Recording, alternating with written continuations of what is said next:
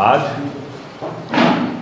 उत्तराखंड के लिए और ख़ासकर उत्तरकाशी के लिए बहुत बड़ा दिन है कि हमारे साथ खुद दिल्ली के उप मुख्यमंत्री मनीष सिसोदिया सर हमारे बीच यहाँ पे मौजूद हैं।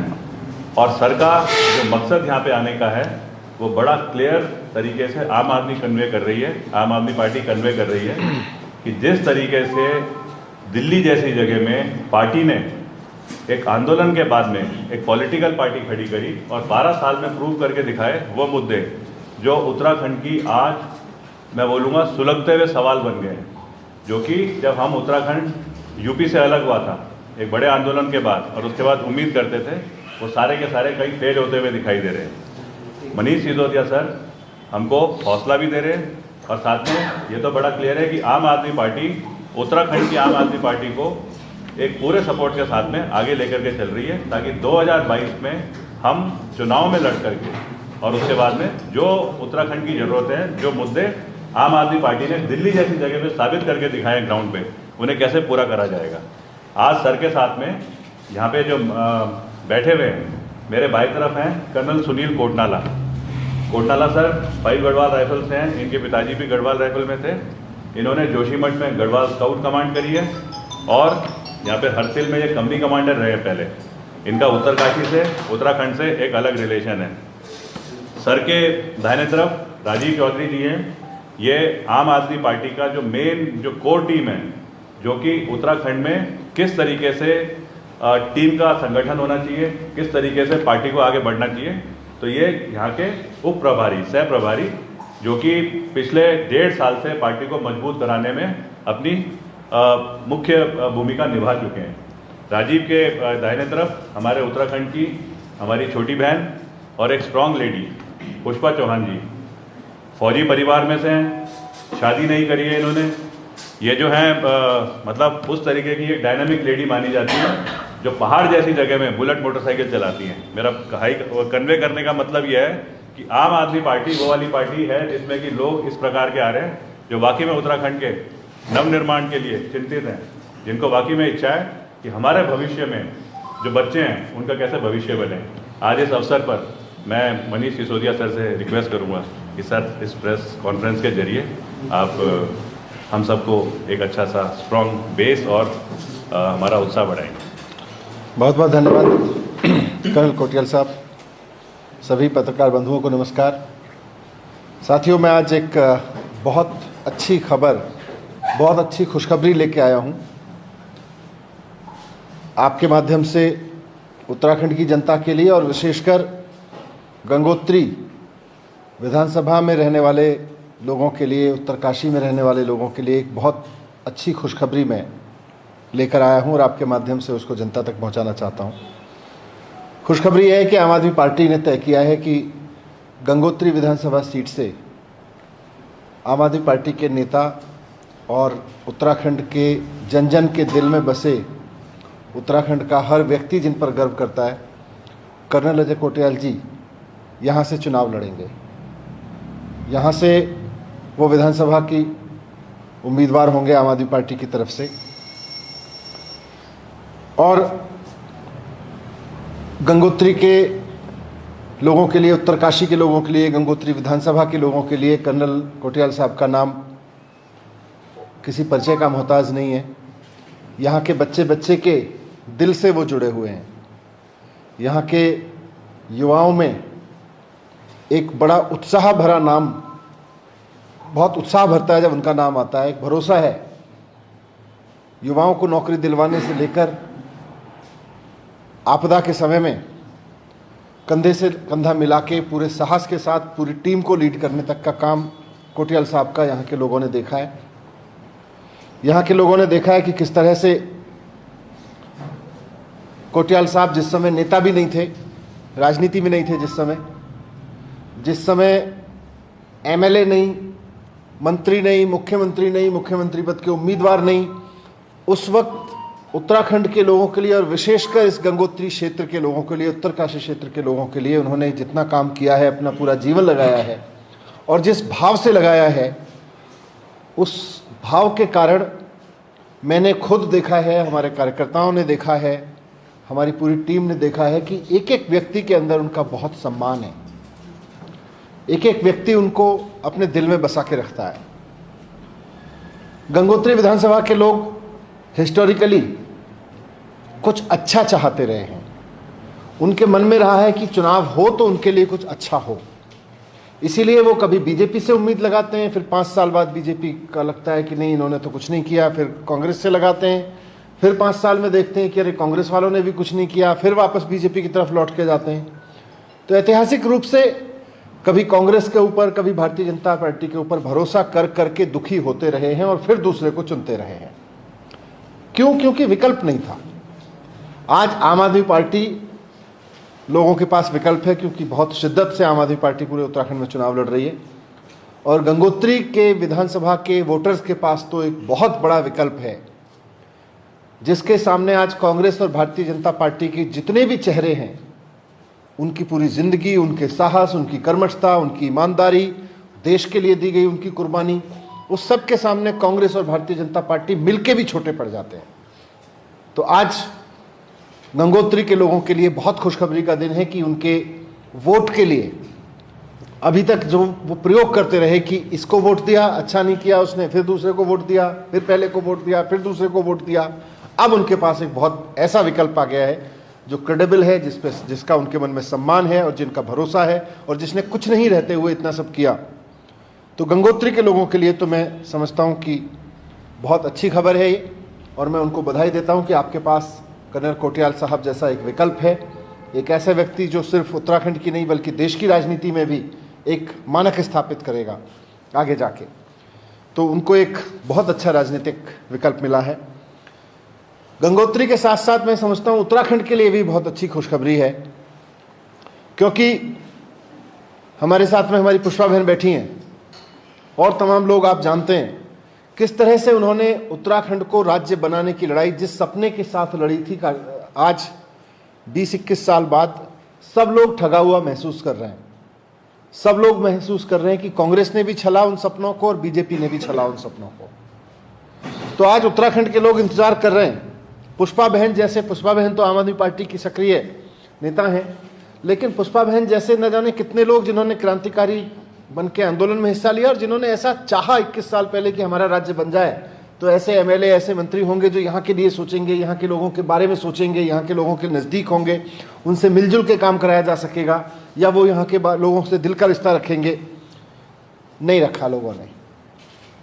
तो उत्तराखंड में आज खासकर पहाड़ों में जो स्थिति है कि अगर मैं तो अखबारों में पढ़ता रहता हूँ, आप ही लोगों की खबरें जाती हैं, दिल्ली में बैठता हूँ तो, कि किस तरह से प्रसूता की मौत हो जाती है सिर्फ इसलिए क्योंकि उसको कोई सवारी नहीं मिली, एम्बुलेंस तक नहीं मिली, कोई हॉस्पिटल नहीं है नज़दीक में। पढ़ाई का हिसाब किताब नहीं है, हायर एजुकेशन की तो बात छोड़ दीजिए, स्कूल नहीं है। और मैं खुद पटपड़गंज में जिस विधानसभा से आता हूँ, वहाँ पूरे उत्तराखंड से गंगोत्री तक से लोग बैठे हुए हैं। मैं जब कल यहाँ आ रहा था तो रास्ते में भी मिले लोग कि जी हम तो दिल्ली से ही हैं, हम तो अपने गांव आए थे, यहाँ पे दिल्ली में तो बहुत बढ़िया काम हो रहा है। तो उत्तराखंड के लोग जिस राजनीति का इंतजार कर रहे थे और जिस नेतृत्व का इंतजार कर रहे थे, वो गंगोत्री से मिल रहा है उनको गंगोत्री से ऐसा नेता मिल रहा है जो उत्तराखंड के बनने के सपने को, जो उस वक्त सपने देखे गए थे, वो पूरे हो सकते हैं। रोजगार से लेके, माइग्रेशन से लेके, इन सब समस्याओं का हल हो सकता है। व्यापार, अरविंद केजरीवाल जी ने पहले ही कहा है कि उत्तराखंड में आध्यात्मिक राजधानी बनने का पूरा पोटेंशियल है, लेकिन सरकारों ने काम नहीं किया। उत्तराखंड में पर्यटन राजधानी बनने का पूरा पोटेंशियल है, लेकिन सरकारों ने काम नहीं किया। सरकारें केवल अपने आप को रिच करती चली गई, सरकार में बैठे हुए लोग अपने आप को रिच करते चले गए और उत्तराखंड के लोग गरीब से गरीब होते चले गए। तो आज उत्तराखंड के लोगों के सामने एक ऐसा विकल्प है कि उनको गंगोत्री से एक नेता मिल रहा है, और मुख्यमंत्री अरविंद केजरीवाल जी पहले ही ऐलान कर चुके हैं कि आम आदमी पार्टी की सरकार बनती है तो हमारे कर्नल कोटियाल साहब आम आदमी पार्टी की तरफ से मुख्यमंत्री होंगे। उनको मुख्यमंत्री उम्मीदवार भी घोषित किया है अरविंद केजरीवाल जी ने। जिस उत्तराखंड की राजनीति में उत्तराखंड आंदोलनकारियों ने उत्तराखंड तो बनवा दिया, लेकिन आगे चल के उत्तराखंड की राजनीति में जिस कर्मठता, जिस साहस, जिस विजन की जरूरत थी, आज उनको यहां से मिल रहा है। आप सब जानते हैं कि, और हम सब जानते हैं देश में, कि पूरे देश को यह सौभाग्य प्राप्त है, पूरे देश में गंगोत्री को यह सौभाग्य प्राप्त है कि पवित्रता की बात जब होती है तो गंगा जल की बात होती है, और गंगा जल की जब बात होती है तो पवित्रता गंगोत्री से निकल के जाती है पूरे देश में। उत्तराखंड की राजनीति की पवित्रता, उत्तराखंड की राजनीति की ईमानदारी, उत्तराखंड की राजनीति में जो अब नई हवा चलेगी, उसकी गंगोत्री भी गंगोत्री विधानसभा बनेगी। तो गंगोत्री को भी यह सौभाग्य प्राप्त होगा, गंगोत्री के लोगों को भी, और हम सबको यह सौभाग्य प्राप्त होगा कि यहां से राजनीति की कैसा हवा चलेगी। आप सब जानते हैं हिस्टोरिकली भी कि उत्तराखंड की राजनीति गंगोत्री की सीट तय करती है। गंगोत्री से जो राजनीति चलती है वही पूरे उत्तराखंड में फैलती है।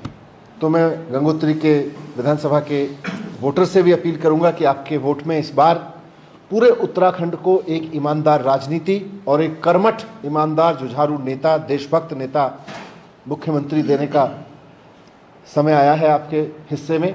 उसको बहुत शिद्दत से निभाएं, और एक बार आप आम आदमी पार्टी पे भरोसा करके देखेंगे, आप एक बार कर्नल कोटियाल साहब पे भरोसा करके देखेंगे, तो हमारा दावा है कि फिर आपको अपना भरोसा कभी बदलने की जरूरत नहीं पड़ेगी। दिल्ली में ये हुआ है 3 बार से, एक बार लोगों ने वोट देके देखा, तो उसके दूसरी बार और तीसरी बार फिर लोगों को पलट के देखने की जरूरत नहीं पड़ी। यही उत्तराखंड में भी होगा। धन्यवाद। आपके कुछ प्रश्न हो तो उन पर बात। आप उत्तराखंड में किन किन मुद्दों को लेके चुनाव में जाएंगे? और एक मेरा कर्नल साहब से भी है प्रश्न है कि उत्तराखंड की भौगोलिक परिस्थिति को देखते हुए गंगोत्री विधानसभा बहुत लंबा क्षेत्र है, क्या आप मुख्यमंत्री के प्रत्याशी इतने बड़े क्षेत्र में क्या प्रचार प्रसार कर पाएंगे, अपनी विधानसभा में समय दे पाएंगे? मुद्दे जहाँ तक आपने कहा, उत्तराखंड के मुद्दे उत्तराखंड के लोग अच्छे से समझते हैं, जानते हैं उनकी पीड़ा। आम आदमी पार्टी का एक एक कार्यकर्ता भी उस पीड़ा से ही निकल के आया है और उसको समझता है, उसी पे काम कर रहा है। मुख्यमंत्री जी अरविंद केजरीवाल जी कई बार उत्तराखंड के दौरों पर ये ऐलान कर चुके हैं अलग अलग समय पे कि किस तरह से आम आदमी पार्टी की सरकार बनने के बाद यहाँ पे बिजली सस्ती की जाएगी, यहाँ के लोगों के लिए रोजगार की व्यवस्था की जाएगी, यहाँ पूरे के पूरे उत्तराखंड को कैसे शिक्षा का केंद्र और आध्यात्मिक राजधानी के रूप में विकसित किया जाएगा। देश की नहीं बल्कि दुनिया की आध्यात्मिक राजनीति, ये देवभूमि है। तो ये तो मुद्दे हैं, और विजन यही है कि उत्तराखंड के लोगों को रोजगार ढूंढने के लिए, इलाज के लिए, शिक्षा के लिए उत्तराखंड से बाहर ना जाना पड़े, पहाड़ों से बाहर ना जाना पड़े, बल्कि देश भर के लोग देखें कि अब तो पहाड़ों में इतनी अच्छी शिक्षा मिल रही है। जैसे आप जानते हैं, कभी शेरवुड स्कूल, कभी दून स्कूल हुआ करते थे, क्यों नहीं हो सकते आज? आज तो समय आगे बढ़ा है। जब अंग्रेजों के समय में हो सकते तो हम तो आज़ाद हिंदुस्तान में रह रहे हैं, हमारे समय तो हो ही सकते हैं। कोटियाल साहब उसकी बात का जवाब अच्छे से देंगे, पर मैं इतना जरूर कहना चाहता हूँ कि चुनाव जो है वो जनता लड़ती है और जनता लड़वाती है। विस्तार कितना ही हो, जब लोगों के मन में विस्तार आ जाता है तो फिर दूरियां कम हो जाती हैं। समय कम है और मुद्दे ज्यादा, स्थानीय मुद्दे जो ज्यादा हैं, क्या आप मुद्दों को सब छू पाएंगे? बिल्कुल, काम तो करना ही है। जैसे 5 साल पहले, 7 साल हो गए अब तो दिल्ली में, 5 साल 7 साल पहले जब हम दिल्ली में काम करना शुरू किए थे तो लोग कहते थे क्या बात करते हो, कभी सरकारी स्कूल भी ठीक हो सकते हैं, क्या बात करते हो, कभी 24 घंटे बिजली आ सकती है, क्या बात करते हो, कभी बिजली सस्ती भी हो सकती है। दिल्ली में तो समय काफी था कैंपेन करने का, उत्तराखंड में समय कम है। समय कैंपेन करने का कितना भी कम हो, लेकिन पीड़ा बहुत लंबी है लोगों की। सर एक चीज में कहूँगा भी, आपने कहा कि आध्यात्मिक राजधानी बनने की पूरी क्षमता है उत्तराखंड, और ये केजरीवाल जी भी पहले कह चुके हैं। उत्तराखंड में अगर आय के स्रोत की हम बात करें तो सबसे बड़ा आय का स्रोत यहाँ शराब को माना जाता है। तो आध्यात्मिक राजधानी और शराब के बीच आप नहीं, आध्यात्मिक राजधानी का शराब से कोई लेना देना नहीं है। आध्यात्मिक राजधानी तो यहाँ बने तो लोग यहाँ पूरे देश और दुनिया से मन की शांति के लिए ढूंढने आए। आज की दुनिया में जितना तनाव है, आज की दुनिया में जितना उठापटक उहापोह है, उस सब में लोग अंदर की यात्रा करने आए, और उत्तराखंड ने वो दिया है, समय समय पे हिस्टोरिकली दिया है, और अब उसको बहुत वैज्ञानिक रूप से आगे दे सकता है। सर उत्तराखंड गंगोत्री से अपने प्रत्याशी की घोषणा कर दी है और मुख्यमंत्री हो जाए, लेकिन अन्य सीटों पे, प्रदेश की अन्य सीटों पे कब तक प्रत्याशी घोषित होंगे? क्या आपके पास ऐसे उम्मीदवारों की कमी लगती है प्रदेश में? नहीं, उम्मीदवार खूब है, लेकिन अभी उम्मीदवार सब मेहनत कर रहे हैं और कर रहे हैं, समय समय पे करेंगे। सर कितनी सीटें आएंगी? सर एक सवाल मेरा, पूर्ण बहुमत की सरकार बनेगी, और जब जनता देने पे आती है ना, काम पे भरोसा करती है। दिल्ली और उत्तराखंड की जो भौगोलिक स्थिति है वो भिन्न है। यहाँ पर कैसे विकास करेंगे आप? हर एक जगह की अपनी सीमाएं होती हैं और कुछ रोडें अच्छी है, यहाँ पे सड़कों की स्थिति उतनी अच्छी है नहीं, और काफ़ी दिक्कतें हैं ट्रांसपोर्ट को लेकर के चीज़ें। हर जगह की अपनी खूबियां होती हैं और कमजोरियां होती हैं। दिल्ली में तो आप देखें तो दिल्ली की जो सरकार है उसके पास तो अधिकार भी उतने नहीं है, ज़मीन नहीं है, पुलिस नहीं है। आज दिल्ली में ज़मीन की इतनी ज़बरदस्त कमी है, संसाधनों की बहुत कमी है। केंद्र सरकार से कभी दिल्ली सरकार को पैसा नहीं मिलता, 300 करोड़ रुपए मिलता है। तो वैसे में अगर दिल्ली में हो सकता है तो फिर कहीं भी हो सकता है। एक चीज़ और मैं कहूँगा कि आप बिजली की बात कर रहे हो कि बिजली हम सस्ती देंगे, वो बहुत बढ़िया चीज़ है, लेकिन उत्तराखंड में बिजली उत्पादन की अपार संभावना है। यहाँ बहुत सारी विद्युत परियोजनाओं को बंद किया गया, आपका क्या रुख रहेगा खासतौर उत्तरकाशी की बात करें तो यहाँ बहुत सारी देखो, उत्तराखंड में बिजली बनती है और उत्तराखंड में बिजली का पोटेंशियल है। तो जब उत्तराखंड में, दिल्ली में तो बिजली बनती नहीं, दिल्ली को तो सब जगहों से महंगे दाम पे खरीदनी पड़ती है, ट्रांसमिट करके लानी पड़ती है। उत्तराखंड में तो यहीं बन सकती है। उत्तराखंड के लोगों के लिए तो, उत्तराखंड के इंडस्ट्री के लिए, व्यापारी के लिए, उत्तराखंड के लोगों के लिए तो, घरों के लिए तो फ्री हो सकती है।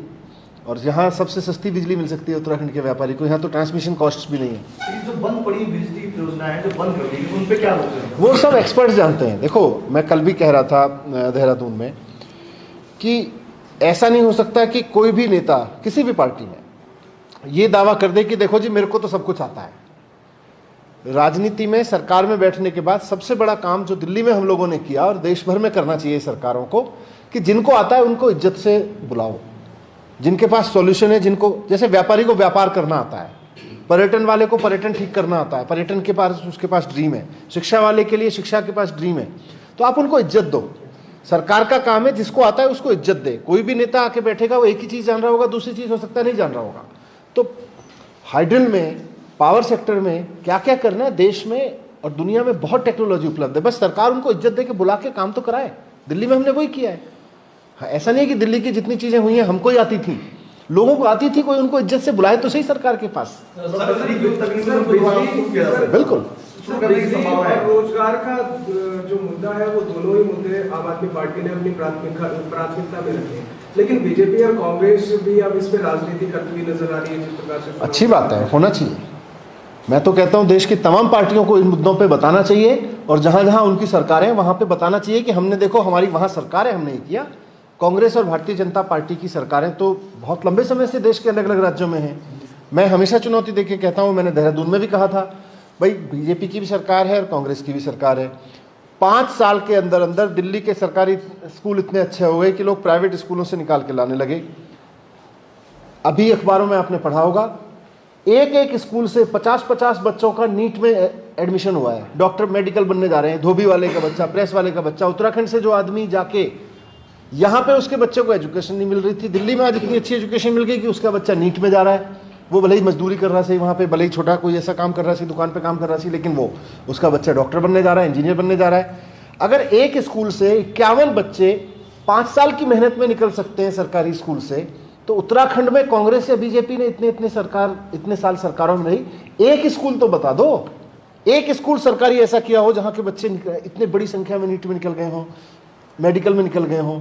इतने सारे राज्यों में उत्तराखंड से लेके और अलग अलग जगह बीजेपी कांग्रेस की सरकार है। एक जगह तो बता दो जहां आपने बिजली सस्ती की हो, हर जगह महंगी की है।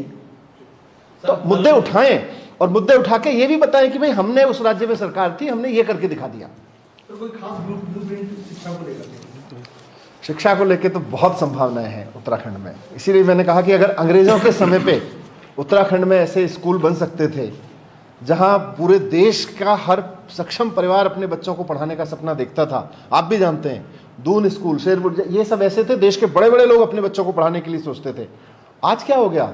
आज तो अपनी सरकार है, आज तो उत्तराखंड की अपनी सरकार है, आज तो आज़ाद भारत में हम रह रहे हैं 75 साल से। क्यों नहीं किया गया? दून तो पहले से एजुकेशन आता है इंटरनेशनल। मैं इसीलिए बोला तो आज दून तो अभी भी ठीक है सर, हम पहाड़ की बात कर रहे हैं। तो पहाड़ क्यों नहीं हो सकता? क्यों नहीं हो सकता? विजन होना चाहिए। अगर दिल्ली सरकार 5 साल में ऐसे स्कूल खड़े कर सकती है। आप कुछ पूछे सर, ये दल बदल को किस रूप में देखते हैं आप? आजकल भाजपा कांग्रेस, देखो ये दल बदल अस्थायी, मैं तो देहरादून में भी कल भी बोला था, कुछ पत्रकारों ने पूछा था कि अभी भारतीय जनता पार्टी की सरकार चलती है, लेकिन led by BJP Congress government होती है, led by Congress BJP government होती है। तो ये इनका तो रिश्ता आपस में यही है। क्या आप जो दल बदलेंगे, दूसरी पार्टी से आएंगे, आप उन्हें नहीं लेंगे? नहीं, दल बदल के ऐसे लेने से क्या फायदा है कि भाई आपके दौरे चुना, जनता ने चुना कांग्रेस के लिए, जाके बीजेपी की सरकार बनवाते हैं, ऐसे लोगों का क्या फायदा है? आपके दौरे को लेकर हरीश राव जी ने एक बयान दिया था, आपने भी सुना होगा, क्या कहना आप इसके बारे में? नहीं, मैं उनको शुभकामनाएं देता हूँ, वो वृद्ध नेता है, वृद्ध नेता है, उनका सम्मान। जैसे आपकी सरकार आती है माना सपोज, तो विधवा पेंशन और विधवा पेंशन में जैसे दिल्ली की तरफ से आप कितने देते हैं? हम लोग 2500 करते हैं। 2000, तो आप करेंगे यहाँ पर? बिल्कुल।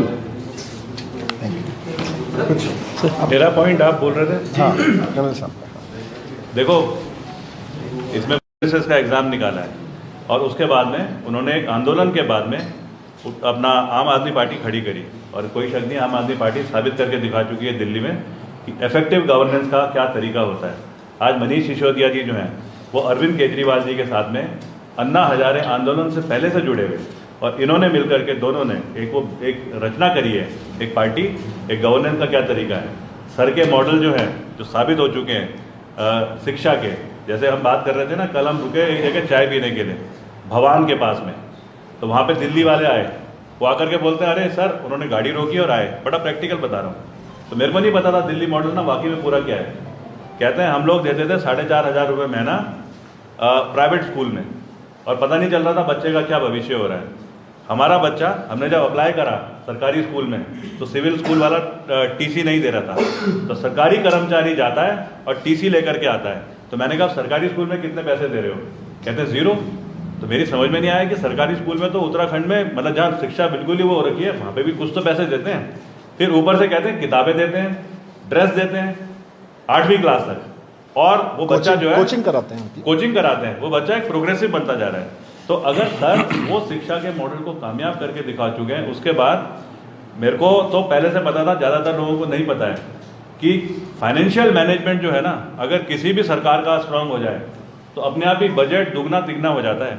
दिल्ली सरकार में $30,000 $30,000 करोड़ डॉलर भी होगा कभी वैसे, क्योंकि सोच चल रही है दिल्ली सरकार की, 30,000 करोड़ जो बजट था आज से 5 साल पहले, वो हो गया 5 साल प्लस 2 साल, 7 साल में 60,000 करोड़।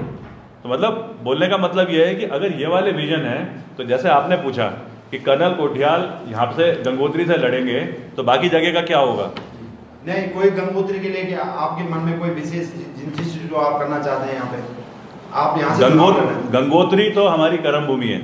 मतलब अगर मैं बोलूँ, मैं वाकई में सिविल समाज में जो पैदा हुआ हूँ फौज के बाद में, वो तो यहीं NIM में आकर के हुआ हूँ।